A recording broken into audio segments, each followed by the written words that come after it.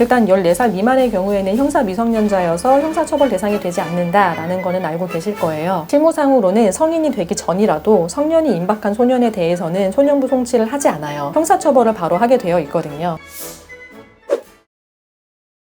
얼마 전에 제 친구가 저한테 인스타 게시글을 하나 보내줬어요. 여중생의 집단 성폭행 피해에 관한 이야기인데 이게 지금 현실적으로 가능한 이야기인지 법적으로 가능한 이야기인지 저한테 질문을 하더라고요. 그 게시글 내용을 한번 살펴보면요. 오늘 정말 100% 소름 끼치는 이야기를 듣고 이렇게 글을 올립니다. 그런데 이게 정말 사실인가 싶어 이야기 및 질문을 드립니다. 아는 분의 딸이 중학교 때 집단 구타와 성폭력을 당했다고 합니다. 그런데 주인공 아버지는 아무 말을 안 하고 있었다고 합니다. 그런 후에 2년 뒤 아버지가 옛날 진단서와 모든 범죄 증거를 차곡차곡 다 모아서 고소를 했더군요. 결국 집단폭행 및 성폭행을 했던 9명의 학생들은 실형을 받았다고 합니다. 범죄자들의 나이가 만으로 14살 이후가 될 때까지 기다렸다고 하더군요. 정말 대단한 이야기인 것 같은데요. 만약 가능하다면 정말 대단한 이야기 같습니다. 여기 이제 댓글도 있어요. 댓글을 보면은 만 14세 미만의 성폭력은 공소시효가 없는 것으로 알고 있습니다. 기소 시점이 아니라 판결 당시 나이로 선고한다고 합니다. 라고 되어 있는데요. 결론을 먼저 말씀드리면 이 이야기는 반은 맞고 반은 틀려요. 일단 14살 미만의 경우에는 형사 미성년자여서 형사처벌 대상이 되지 않는다라는 거는 알고 계실 거예요. 14살 이상이어서 형사처벌 대상이 되는 나이가 된다고 하더라도 미성년자의 경우에는 형사처벌을 받지 않고 소년법상의 소년보호처분으로 선처를 받을 수가 있어요. 이 소년보호처분이라는 거는 소년법에서 정해놓았는데 1호 처분부터 10호 처분까지 있습니다. 가장 경미한 1호 처분은 쉽게 말해서 부모가 잘 돌봐라, 보호자가 잘 돌봐라 이런 거고요. 가장 중요한 10호 처분은 장기소년원 송치예요. 그 사이에 사회봉사 명령이라든지 보호관찰 같은 것도 있고요. 그런데 이거는 말 그대로 소년보호 처분이지 형사처벌이 아니에요. 그러니까 당연히 전과에도 남지 않고요. 그래서 형사처벌 대신 소년보호 처분을 받는 거는 일종의 선처를 받는 거죠. 내가 소년보호 처분을 받을 수 있느냐 없느냐는 굉장히 큰 차이인데 예를 들어서 설명을 해보면 아청법에서는 요즘에 아청물 동영상을 시청하는 것만으로 징역 1년으로 처벌을 하고 있어요. 벌금형이 없기 때문에 굉장히 중하게 처벌을 받는 거죠. 근데 만약에 17살의 고등학생이 고등학교 1학년 학생이 아청법에 저촉이 되는 아청물을 시청을 한 거예요. 그런데 고2 때 만약에 수사가 돼서 처분이 된다면은 소년법상의 소년보호처분으로 선처를 받을 수가 있죠. 그런데 똑같이 고1 때 시청을 했다고 하더라도 수사가 나중에 성년이 된 이후에 진행이 되면은 그때는 소년법상의 소년보호처분으로 선처를 받을 수가 없어요. 왜냐면은 소년법상의 소년보호처분은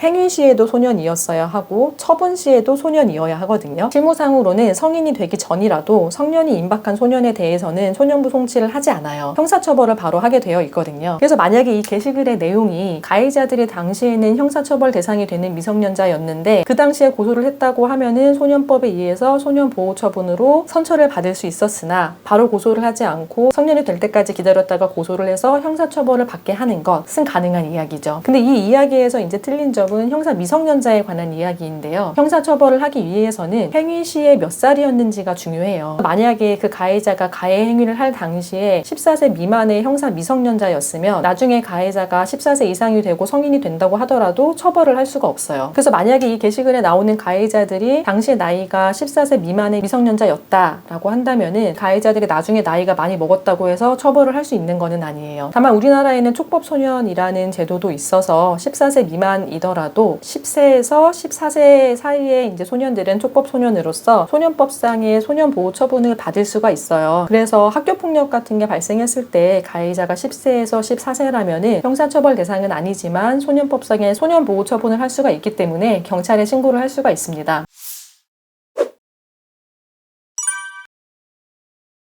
그 행위는 일단 형사처벌 대상이 되는 행위가 맞죠. 그래서 만약에 그 학생의 나이가 14세 이상이라고 하면은 소년원 송치를 넘어서서 형사처벌을 받을 수도 있고요. 그 학생이 10세에서 14세 사이의 촉법소년이라고 하면은 소년원 송치를 포함해서 소년보호처분을 받을 수가 있는 거고, 근데 이제 극단적으로 그 학생 나이가 10세 미만이다라고 하면은 촉법소년도 아니기 때문에 형사처벌이나 소년보호처분 등 아무런 처분도 받지 않습니다.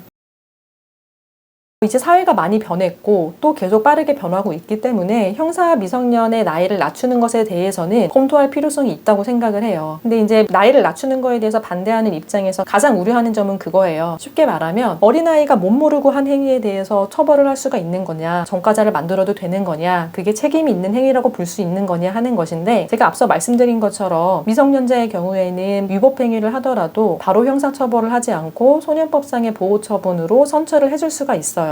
형사 성년이 되는 연령을 낮추더라도 선처를 해줄 만한 단순한 실수라든지 과오에 대해서는 충분히 선처의 가능성이 있다는 거죠. 반면에 형사 성년의 연령을 낮추면 이전에는 처벌하지 못했던 처벌 필요성이 있는 악랄한 범죄, 사회로부터 격리해야 되는 범죄에 대해서는 처벌이 가능해지겠고요.